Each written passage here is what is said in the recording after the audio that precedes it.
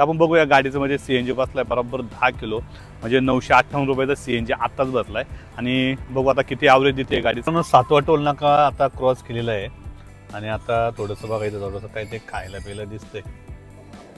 काय बाय काय हाताने टाकी किती दोन काय आलं 15 मिनिटं 12ला चालू आहे वेट करा वेट. मग किती वेळ काढता 10 मिनिटं 15 मिनिटं दे की म्हणा आम्हाला थोडं काय काय लोक पातीला चहा बनवतात आपण कढई बनव आता काय कशात तरी बनवलं पाहिजे ना. चहा कशात बनवतो बरं कुकर मध्ये चहा होत नाही बरं का. नमस्कार मित्रांनो, कसे आहात? एकदम मज्जेत ना. तर मित्रांनो बऱ्याच दिवसातून खरं तर आज एक ब्लॉग येतोय आणि मित्रांनो ब्लॉग एका अशा ठिकाणाचा येतोय ज्या ठिकाणी बरेच दिवस झाले जायचं होतं आणि अचानक ठरलेला प्लॅन आहे. त्यामुळे आम्ही निघालोय आता खरं तर हम्पीला. तर मित्रांनो हम्पीला जाण्यासाठी आम्ही आता सकाळचं निघालोय 9 वाजता आणि 9 वाजता आपण गाडीला आपल्या स्वतःच्या गाडीला CNG भरायला आलोय आणि आज बाय रोड असणार आहे आपला सगळा प्रवास. तर हा प्रवास कसा असणार आहे, कुठून असणार आहे हे सगळं तुम्हाला मी सांगणारच आहे. परंतु खरंच सांगतो खूप अचानक ठरला होता प्लॅन. त्यामुळे आम्ही अचानक निघालोय हम्पीला. हम्पी आणि बदामी असं दोन्ही करायचं आमचं ठरलेलं आहे.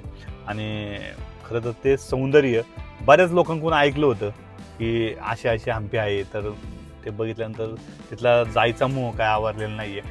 त्यामुळे आज आम्ही दोघं जोडीने सुषमा आणि मी आज आम्ही निघालोय हम्पीला. तर मस्तपैकी हा ब्लॉग तुम्ही एन्जॉय करा. कसं जायचं, कुठून जायचं आणि कशा पद्धतीने आपला खर्च येईल ते सगळं या ब्लॉगमध्ये तुम्हाला एक्सप्लोर होईल हम्पीपर्यंत पोहोचतपर्यंत. आणि तिथून पुढचे ब्लॉग तर येतच राहणार आहे. ते तुम्ही यूट्यूबला आणि फेसबुकला आणि आपल्या इंस्टाग्रामला जाऊन नक्की पहा. चला तर आता सुरू करूया आजचा हा प्रवास. मित्रांनो अर्धा तासाने नंबर लागलाय CNGला. आता बघू किती गाडीमध्ये CNG बसतोय. पूर्ण टाकी रिकामी आहे त्यामुळे आता हा CNG बसतोय. त्याच्यावरती अंदाजे आपण किती किलोमीटर जातोय. आता CNG भरून झालाय आणि आता आपण चाललोय ते सोलापूर मार्गे. आणि कोल्हापूर मार्गे सुद्धा रस्ता आहे परंतु आपण सोलापूर मार्गे चाललोय. आणि त्या ठिकाणावर नाही ना रोड जरा चांगला आहे आणि त्या पुण्यामधून 550 किलोमीटर आपल्याला हम्पी बसते आणि ज्या ठिकाणी मी आता आहे तिथून मला 600 किलोमीटर बरोबर आहे. तर आपण बघूया गाडीचं म्हणजे CNG बसलाय बरोबर 10 किलो म्हणजे 958 रुपयाचा CNG आत्ताच बसलाय आणि बघू आता किती ॲव्हरेज देते गाडी. साधारण लॉंग रूट आहे त्यामुळे 23 ते 24 ॲव्हरेज दिलं पाहिजे किंवा कधी कधी 25 पण देते. तर आपण तो ॲव्हरेज पण आपण चेक करू आणि अजून काय लागतंय पुढे गेलं CNG. कारण सोलापूर रोडला पुण्यानंतर बऱ्याच वेळाने CNG आहे पण तिथं पण CNG असतो का नसतो हे आपल्याला सांगता येत नाही. कारण मागच्या वेळेस तेव्हा CNG आम्हाला तिथं मिळालेला नव्हता. चला तर सुरू करूया आजची जर्नी इथून. तर फायनली मित्रांनो पुण्यामधून बाहेर पडलो कारण की पुण्यामध्ये बऱ्याच वेळ ट्रॉफिक होती. सकाळची वेळ होती त्यामुळं काय ट्रॉफिक लागणार होती आम्हाला अंदाज होताच. पण तरी पण जितकी अपेक्षा होती त्यापेक्षा जास्त ट्रॉफिक लागली. तर मित्रांनो पुण्यामधून बाहेर येता येता बराच वेळ गेला. काही 9 वाजता घरामधून निघालो होतो. 9 नंतर आता वाजलेत 12 म्हणजे 10, 11, 12 3 तास हे पुण्यामध्ये ट्रॉफिकमध्ये गेलेले आहे. आणि त्यामुळे थोडंसं पहिलं म्हणलं नाश्ता करून घेऊ. सकाळी काही नाश्ता केला नव्हता तर आता आलो गारवा बिर्याणीला आणि गारवा बिर्याणीला थोडीशी बिर्याणी खातो आणि तिथून आम्ही पुढं चालू करतो प्रवास.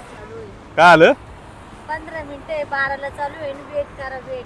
मग किती वेळ काढता 10 मिनिटं 15 मिनिटं दे की म्हणा आम्हाला थोडं जरा. तर आता 12 वाजता चालू होणार आहे आणि आता वाजल्यात 12ला 10 मिनिटं कमी. थोडंसं वेट करायला सांगितलंय पण सकाळी नाश्ता नाही केला तेव्हा आता खायला लागणार आहे आपल्याला. नाश्ता नाही केला कुठे अरे तो रात्रीचा भात अंडा करा. राईस थोडा भात करा जास्त नाही. मी म्हणलं तर ठीक आहे मी खाल्लं नाही. मग त्यामुळे थांबले. अर्धा तास वेळ पाहिल्यानंतर खरं तर बिर्याणी आली. बिर्याणी होती मटनची त्यामुळं वास तर मस्त येतच होता. त्यामुळे इकडे तिकडे न पाहता आम्ही दोघांनी पटापट बिर्याणी खाऊन घेतली. तर फायनली मित्रांनो आत्ता झालं आमचं बिर्याणी खाऊन. खास स्पेशल गारवा बिर्याणी तिला पण आवडते. मागाशी खाली 12:15 आलो होतो. आता वाजलेत 12:45 म्हणजे साधारण 1 तास इथं गेलेला आहे आपला. आणि आता आम्ही असं विचार केला की नॉनस्टॉप जायचं आहे आपल्याला डायरेक्ट सोलापूरपर्यंत. म्हणजे 230 किलोमीटर आपण नॉनस्टॉप जाणार आहे. तर चला ऊन पण भरपूर लागायला लागले त्यामुळे पोट भरून खाल्लेले संध्याकाळपर्यंत भीती नाही आम्हाला. कशाची भीती नाही डायरेक्ट चलो. चला या रस्त्याच्या प्रवासामध्ये पाहायला भेटलं ते म्हणजे उजनीचा हा बंधारा. अतिप्रचंड जलाशय असलेलं हे धरण खरं तर महाराष्ट्रामधलं सर्वात मोठं धरण म्हटलं जातं. या धरणाची भिंत पाहिली आणि पुढं प्रवास चालूच ठेवला. बऱ्याच वेळानंतर येऊन पोचलो ते म्हणजे आपल्या जवळच असलेल्या सोलापूर. तर मित्रांनो फायनली आपण आता सोलापूरपर्यंत पोहोचलेलो आहे आणि सोलापूरपासून आपल्याला घ्यायचा आहे राईट जो डायरेक्ट घेऊन जाणार आहे आपल्याला हम्पीला. तर सोलापूरपर्यंत यायला सकाळी 9 वाजता आपण निघालो होतो. तुम्ही बघितलं असं पुण्यामध्ये जी गर्दी लागली त्याच्यामुळं खरं तर वेळ झाला आणि आत्ता आपण 3 वाजता आपण येऊन सोलापूरमध्ये पोहोचलेलो आहे. आणि थोडंसं जो आपण जेवणाचा टाईम येतो 1 तास वजा करा तर तशा पद्धतीने आपण इथे येऊन पोहोचलेलो आहे. आणि तिथून आपल्याला 11 किलोमीटरवरनं राईड घ्यायचा आहे, तो म्हणजे डायरेक्ट हम्पीसाठी. चला आता पुढचा प्रवास बघायचा कसा काय आहे. आणि मेन म्हणजे रस्ता एकदम भारी आहे, तुम्हाला माहिती आहे सोलापूर हवे त्याच्यामुळे गाडी एकदम व्यवस्थित आलेली. आणि अजून एक सांगायची अपडेट की आपण मध्ये एक CNG भेटला होता आपल्याला, तर त्या CNG मध्ये आपण 3 किलो CNG अजून त्या टाकला होता. म्हणजे साधारण आपला 13 किलो CNG वाचला होता. आणि गाडी आता चाललेली आहे आपली 252 किलोमीटर. तर अजून सुद्धा CNG बाकी आहे. तर 252 किलोमीटरवरती आत्तापर्यंत तरी आपण CNG वरती आलेलो आहे.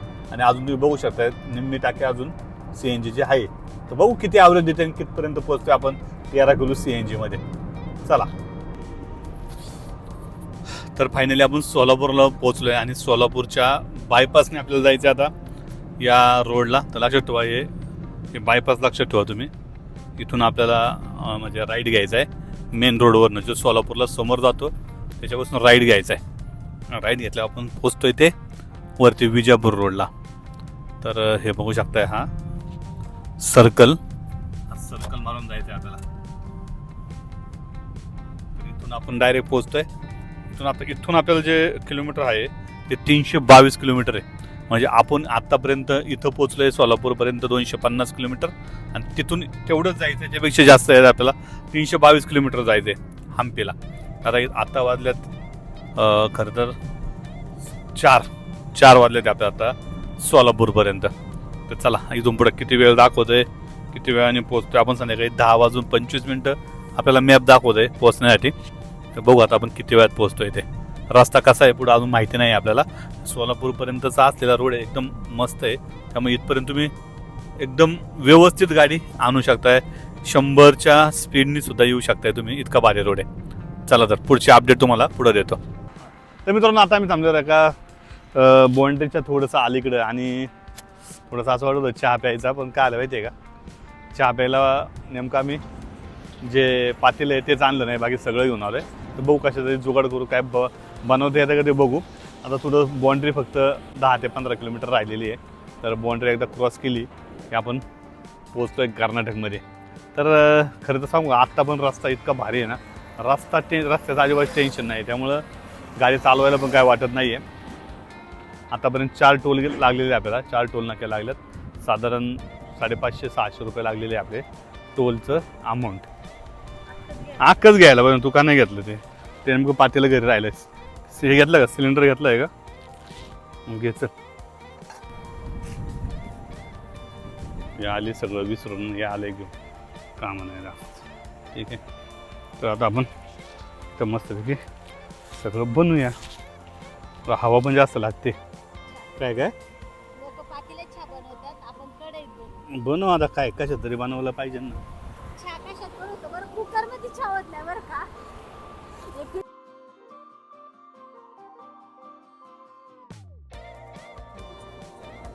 काय पाहिजे, काय हाताने टाकी किती 2 लय वाढी आहे, तुला मोठं मापानीच पाहिजे, तुला सगळं त्याचाच पाहिजे. तर फायनल झाला आपला चहा, 2 कप चहा आणि मस्त आता खुर्ची होती बसून चहा पितो. झालाय का नीट, पण नीट कोरा पण नीट झालाय का बघू ते जायचं. झालाय म्हणल्यावर काय पर्याय नाही त्याला. जास्त नको भरू मला. तर मस्त पैकी आता चहाचा आनंद घेऊ. बिस्किट किती आहे, चहा तुला 5 मला 5. त्याला चहा बापाचा कढई मी चहा बनवला. चालेल कढईत बनवला मग तो झाला. कुकर मध्ये चहा कसा काय वाटला असता कपामध्ये, मला ते विचार वाटते. कुकर मध्ये खाल्ला असं त्याला काय वाटायलाच पाहिजे असं चहा काय नवस आहे का. माझी बिस्किट झालेली. ए चल तू ते 2 आहे, माझे 2 आहे. अयो मला 4थं बिस्किट आहे. चला दे ठेवून. चला सिलेंडरनी पहिलं काम केलेलं आहे. मोठा शेगडी आणले आपण, बारीकच आणले कारण कॅरी करायला सोपं पडतंय त्यामुळं. तर बघा चला निघूया आता पुढचा प्रवास अपना चल रहा है आगे. चलो चलो चलो मित्रवा.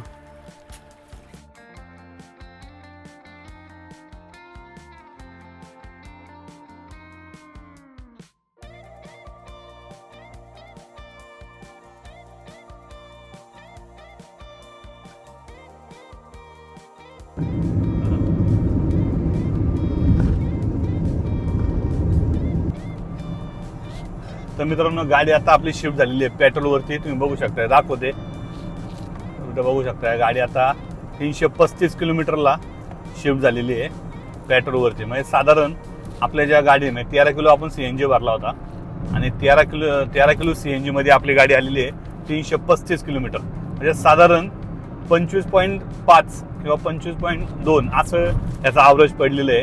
आता इथून पुढं तर आपल्याला CNG भेटणार नाही आहे, कारण की शक्यतो तुम्हाला सांगतो पुणे सोडल्यानंतर जास्तीत जास्त 40-50 किलोमीटरच्या पुढे गेल्यानंतर CNG आपल्याला पाहायला भेटत नाही. जरी असला तरी थोडा CNG पंपावरती CNGच्या रांगा असतात, त्यामुळे CNG आपल्याला तिथून पुढे भेटणारच नाही आहे. तर सांगायचं एवढंच आहे की आपण जे पुण्यामधनं CNG भरला आहे त्याच्यामध्ये आपण इथं येऊन पोचलेलो आहे आणि त्यामुळे आता तिथून पुढे आपल्याला पेट्रोलवरती चालायला लागणार. मला नाही वाटत इकडे CNG पंप असू शकतो, असला तर नक्कीच आपण त्याच्यामध्ये तो भरणार आहे. तर सांगायचं एवढंच होतं की आता 335 किलोमीटर 13 किलोमध्ये गाडी इथपर्यंत आलेली आहे. तर ही आहे आपली आत्ताची अपडेट. चला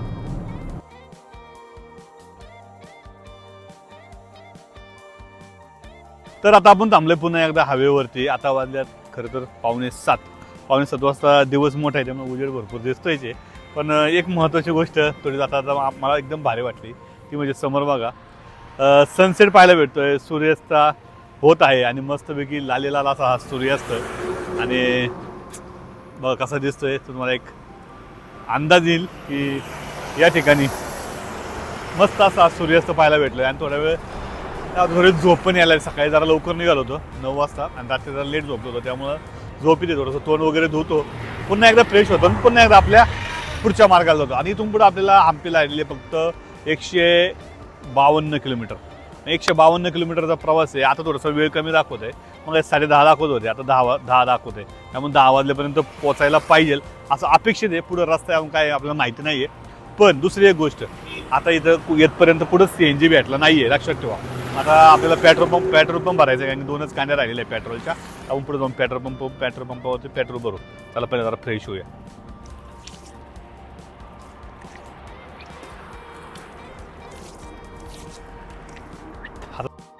तर आनंद झाला, कारण की बऱ्याच वेळानंतर CNGचा पंप भेटला.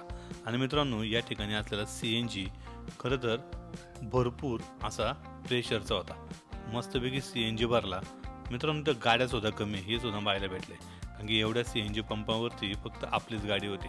तर मस्तपैकी CNG भरला आणि CNG ऑलरेडी आपला संपला होता, त्यामुळे 8.5 किलो CNG या गाडीमध्ये बसला होता. आणि आपल्यापेक्षा 3 रुपये 4 रुपयांनी कमी CNG होता, म्हणजे 91 रुपयांनी हा CNG आपल्याला बसला.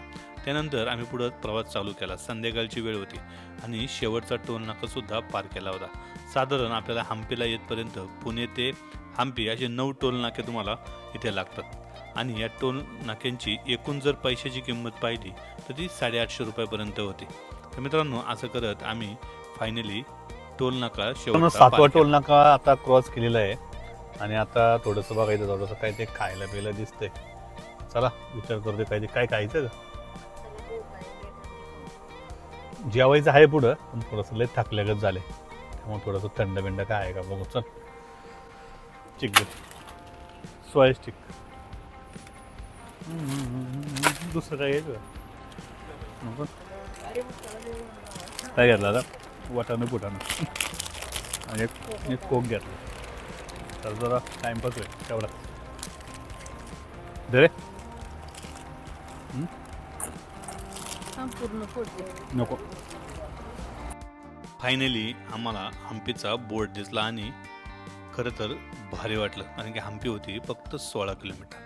16 किलोमीटरच्या हम्पीचं अंतर कापण्यासाठी खूप कमी वेळ लागला, कारण की रस्ता खूप चांगला होता आणि संध्याकाळच्या वेळेस या रस्त्यावरती वाहने सुद्धा नव्हती.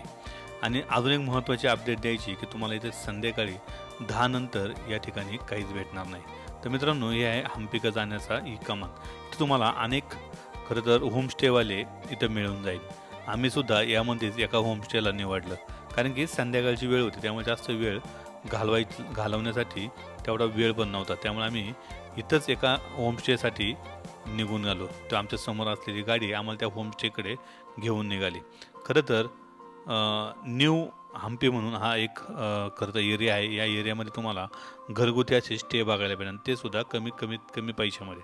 हा रूम आम्हाला ते 1000 रुपयाला डन झाला. त्यानंतर आम्ही जेवणासाठी एका हॉटेलमध्ये गेलो. खरं तर हे हॉटेल बंद होत होतं, परंतु त्याच्या रिक्वेस्टनुसार त्यांनी आम्हाला जेवायला घातलं. तर मित्रांनो, खूप छान असं बांबूचं हे रेस्टॉरंट आहे. इथं आम्ही थोड्या वेळ मस्तपैकी बसलो आणि हा मस्त लाईटचा अनुभव घेतला. तर मित्रांनो, इथली बैठक व्यवस्था ही खाली होती, त्यामुळं त्यावेळेस आम्ही खाली बसलो आणि जेवणही मागवलं. आपण येऊन पोचलो आहे हम्पीमध्ये. म्हणजे हम्पीमध्ये पोचल्यानंतर एक आम्हाला दिसून आलं की 10च्या आतमध्ये जर आले तुम्हाला सगळं इथं उघडं भेटेल, परंतु 10चा टायमिंग जो आहे तो क्लोजिंग टाईम आहे. आम्ही रूम शोधत असताना एकाने आम्हाला थोडंसं जेवणासाठी इथं सजेस्ट केलं. तर मित्रांनो बघू शकता, मस्त असं जेवणाचं बांबू हाऊस आहे. त्याच्यावरती मस्त म्हणजे आम्ही व्हेज भाजी मागवलेली आणि चपात्या मागवल्या. बटर रोटी नाही आहे, म्हणजे चपात्या आहेत आणि राईस मागवला आपले. क्लोजिंग टाईम आहे, त्यामुळे एकाच वेळेस ऑर्डर दिलेली आहे.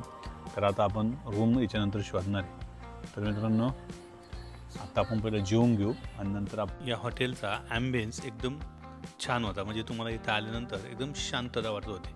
मित्रांनो, तुम्हाला या हॉटेलचा आणि त्या होमस्टेवाल्यांचा नंबर या डिस्क्रिप्शनमध्ये देत आहे. तुम्हाला जर कधी हवे असेल तर तुम्ही यांना कॉल करून येऊ शकता.